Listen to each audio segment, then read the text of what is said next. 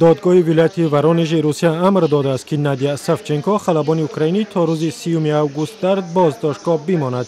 وکیلان دفاعش میگویند این خلبان اوکراینی را جدایخواهان طرفدار روسیه ماه ایون در شهر لوهانسک در شرق اوکراین دستگیر کرده و به روسیه آوردند.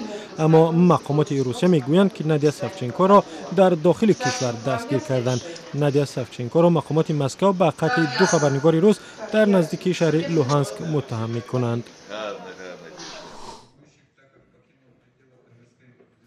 دادگاه نظامی شهر بیشکک قرمانبک واقف رئیس جمهوری سابق قرقیزستان را در غیبش به زندان 1 عمری محکوم کرد. دادگاه قرمانبک واقف را به آن گناهکار دانست که به مأموران امنیتی امر داده است به سوی تظاهرگران ضد حکومتی تیر اندازند.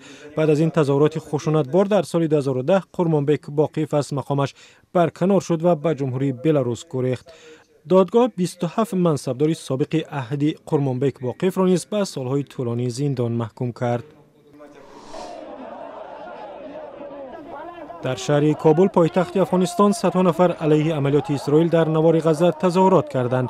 تظاهرگران افغان گفتند عملکرد اسرائیل نقض آشکار قانون‌های بین المللی است و از جامعه جهانی خواستند به خونریزی در غزه خاتمه دهد. اسرائیل میگوید هدف از عملیاتش پایان دادن به موشک‌اندازی‌های سازمان حماس به قلمرو اسرائیل است.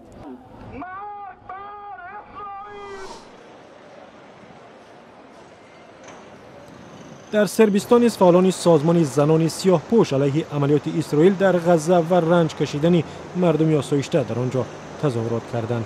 تظاهرگران در میدان جمهوریت در شهر بلگراد به خاطر قربانیان جنگ در غزه سکوت ورزیدند. از زمان آغاز مناقشات در روز 8 ایول در غزه تاکنون 35 اسرائیلی و 800 فلسطینی کشته شدند.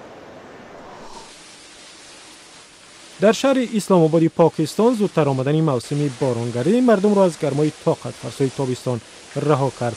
با شروع بارانهای شدید حرارت در اسلام آباد از 41 درجه تا به 25 درجه پایین آمد. با گفته هواشناسان هوای بارانی در پایتخت پاکستان تا روزهای شنبه و یکشنبه نیز ادامه می‌کند.